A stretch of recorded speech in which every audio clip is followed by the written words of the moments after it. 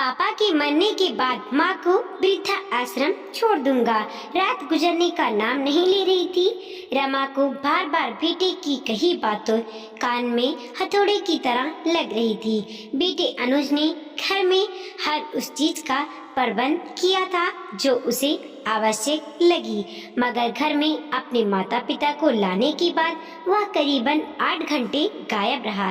इतने बड़े घर में अजनबियों की तरह वह कमरे में खामोशी से बैठे थे। डॉक्टर ने रविकांत को देखकर कुछ कहा और अनुज उसकी बात कहीं चला गया था। अनुज के आने के बाद उसने रमा को बताया कि डॉक्टर से बात करने के बाद वह रमाकांत के अंतिम संस्कार से जुड़े प्रबंध करने में जुटा था, साथ ही कुछ अन्य आवश्यक कार्य को पूरा कर रहा था। अनुज के ये बताने पर रमा के पांवों से तो जमीन ही निकल गई थी। अनुज अपने कमरे में चला गया, मगर रमा की आंखों में नींद गायब हो चुकी थी। उसकी आंखों के आगे रविकांत की जी तोड़ मेहनत घूमने लगी। कैसे अनुज की पढ़ाई के लिए रात रात भर जगना, अनुज को पढ़ाना और मोटरसाइकिल पर अगले दिन उसे शहर के कॉलेज में परीक्षा देने के लिए छोड़कर आना, अपने दफ्तर में साहब से डांट खाना और परीक्षा की समाप्ति से पहले अनुज को कॉलेज से लेकर वापसी घर छोड़ना।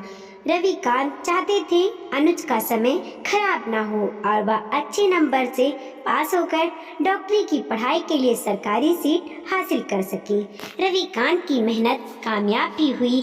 अनुज ने परीक्षा में न केवल प्रदेश में पहला स्थान पाया, बल्कि सरकारी सीट पर डॉक्टरी की पढ़ाई पूरी कर डॉक्टर भी बन गया। मगर अनुज सर्जन बनने की जिद कर इंग्लैंड चला गया और फिर वहीं का होकर रह गया। 10 साल बाद वापस आया तो रविकांत बिस्तर पर थे। बीमार होने के कारण अनुज रमा और रविकांत को अपने साथ इंग्लैंड ले गया। वह आना तो नहीं चाहती थी, मगर रविकांत की हालत देखकर उसने मन को खड़ा कर लिया, क्योंकि पति की हालत ऐसी नहीं थी। रिश्तेदारों ने भी अनुज को जब बुला लिया तो उसके पास कोई चारा नहीं था। इंग्लैंड आए हुए उन्हें 3 दिन हुए थे, मगर यह 3 दिन उन्हें 3 साल लग रहे थे। अनुज अपनी पत्नी अनीता और बेटे अभिषेक के साथ घर में तो रहता था, मगर अपने कमरे में ही उसकी दुनिया थी। रमा चाहती थी कि बहू और पोते को देखे, मगर वह तो अपनी ही दुनिया में थे।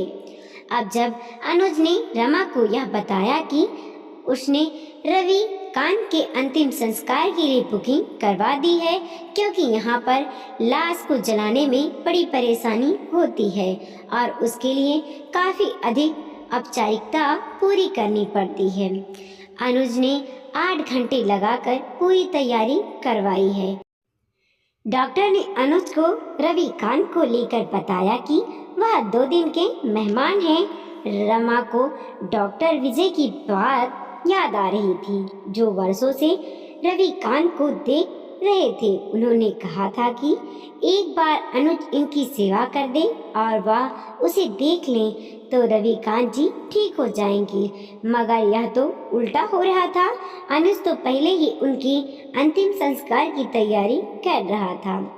रमा को जब बेचैनी अधिक होने लगी तो उसने बिस्तर से उठकर एक नज़र रविकांत पर डाली, जो शांति से सोए हुए थे।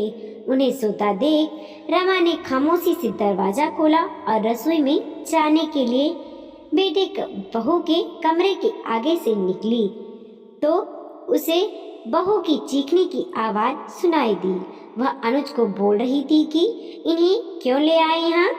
अनुज ने अनीता से कहा, मैं क्या करता, मामा जी ने बुलाया और इनकी बीमारी का बताया। अब डॉक्टर ने भी तो 2-3 दिन बताया है। पापा के मरने के बाद माँ को इंडिया छोड़ आऊँगा किसी वृद्धा आश्रम में। मकान की बात कर ली है, उसे बेच दूंगा, 1 करोड़ मिल जाएगा। माँ भी कितने दिन जिएगी। अनीता ने अनुज से 2 टूक कहा, कुछ भी कहो, मैं उनके कमरे में नहीं जाने वाली और अभिषेक को लेकर होटल में चली जाऊंगी।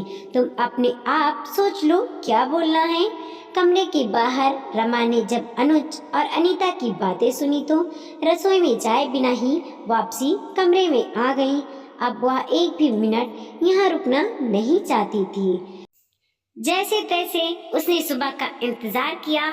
रविकांत सुबह उठे तो उनकी तबीयत देखकर बोली, आप कैसे हैं? रविकांत ने कहा कि अनुज को देख लिया, अब ठीक हो जाऊंगा। रमा ने दोनों हाथ जोड़े और कहा, अब हम वापस जा रहे हैं, बेटे को देख लिया है। रविकांत ने देखा रमा का चेहरा मुरझाया हुआ था। बेटे, बहू और पोते से मिलने की खुशी उन्हें अपनी पत्नी के चेहरों से काफी दूर लग रही थी। उन्होंने पूछा, रमा कोई बात है तो बताओ क्या हुआ है? मगर रमा ने केवल यह कहा कि हम वापसी जा रहे हैं, हमारा बेटा दुनिया की भीड़ में खो गया है। रमा ने अपना बैग तैयार किया और रमाकांत जी का सामान पैक करने लगी। सामान पैक करने के बाद उसने अपने भाई को फोन किया और अपनी वापसी की टिकट करवाने बोला। राजीव ने अपनी बहन से कुछ नहीं पूछा। 2 दिन रमा और रविकांत इंग्लैंड में ही रुके, मगर इस दौरान अनुज ने एक बार भी उनके कमरे में आकर उनका हाल जानने की कोशिश नहीं की। राजीव ने टिकट करवाने के बाद उन्हें बताया कि 1 दिन के बाद उनकी फ्लाइट है, जिनके बाद रमा ने बिना किसी को कुछ बताए खामोशी से कैब बुलाकर हवाई अड्डे पर जाकर जब प्लेन में रविकांत के साथ बैठ गई तो अनुज को 2 टूक मैसेज भेजा कि हम वापस इंडिया चले गए हैं। अनुज ने 2 दिन बाद कमरे में जाकर जब माता पिता की तबीयत का हाल जानना चाहा तो रविकांत और रमा को कमरे में ना पाकर उन्हें फोन करने के लिए अपना मोबाइल निकाला तो उसने मैसेज दिखा। उसने फोन कर नाराज होते हुए कहा कि माँ, आप बिना बताएं और बिना कुछ कहे क्यों वापस आ गए? रमा ने अनुज को मत यह कहा कि बेटा, मरने के बाद हम अपना घर अनाथ बच्चों के लिए छोड़ रहे हैं, तुम अपनी बीवी और बच्चे के साथ खुश रहो। हमारे मरने की खबर मिल भी जाए तो आने की जरूरत नहीं है। यह कहकर रमा ने बिना कुछ सुने फोन बंद कर दिया।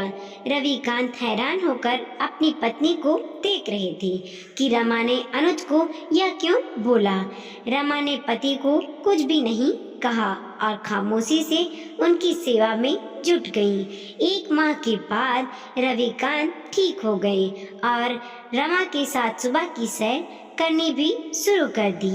एक दिन रमा का मूड देखकर रविकांत ने पूछा कि इंग्लैंड में क्या हुआ था जो इस तरह से बेटी बहू को छोड़कर वापसी आई। रमा ने ठंडी आहें भरते हुए कहा कि अब उन्हें हमारी जरूरत नहीं है, उन्हें अपनी दुनिया में खुश रहने दो, हम अपना ध्यान रख रहे हैं। रविकांत हैरानी से रमा को देखने लगे। उन्हें ऐसा देख रमा ने कहा, आप वसीयत बना लो और मकान को वृद्धा आश्रम के लिए रखकर जो पैसे हैं उसे ट्रस्ट में डालकर उससे वृद्धा आश्रम को चलाने का प्रबंध हो जाएगा। रमा के मुंह से इतनी बड़ी बात सुनकर रविकांत ने पूछा, बेटे और बहू को तो अपनी जायदाद देकर जाएंगे, हमारे बाद उनका ही तो सब कुछ है। रमा ने कहा, उस बेटे को अब हमारी चिंता नहीं है जो जीते जी हमारे क्रियाक्रम का प्रबंध कर आया और मकान जायदाद को बेचने के लिए मरने का इंतजार तक नहीं कर पाया। रविकांत को अपनी तरफ देखते हुए रमा ने कहा कि जब तुमने इंग्लैंड में अनुज के घर पर थे तो वह एक बार हमें देखने नहीं आया। इतना ही नहीं, तुम्हारी तबीयत खराब होने पर वह क्रियाक्रम के लिए शमशान घाट में पहले से बुकिंग करके प्रॉपर्टी डीलर को मकान बेचने के लिए कह आया था। साथ ही मेरे लिए वृद्धा आश्रम में कमरा रखने को बोल दिया। ऐसे बेटे और बहू के पास रहने से अच्छा है अपने घर में मौत का इंतजार करना ठीक है। अब आप ही बताइए हम वापसी कब आए हैं? अनुज ने एक बार भी फोन करके पूछा कि आप कैसे हो। उस बहू को क्या कहें जब हमारा बेटा ही हमारा नहीं हुआ। हमारी परवरिश में कमी रह गई, तभी उसे इतना पढ़ाया और काबिल बनाने के बाद भी वह हमारे ही मरने का इंतजार भी नहीं कर पाया। हमारा बुढ़ापा क्या देखना, हमारी मेहनत और प्यार से बनाए घर को मैं भी खाक में मिलाने को तैयार बैठा है।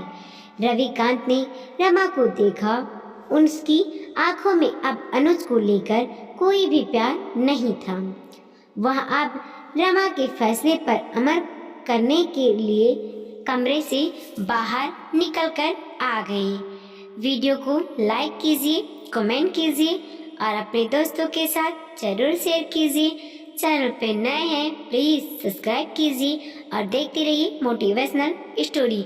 मिलते हैं और एक नई कहानी के साथ।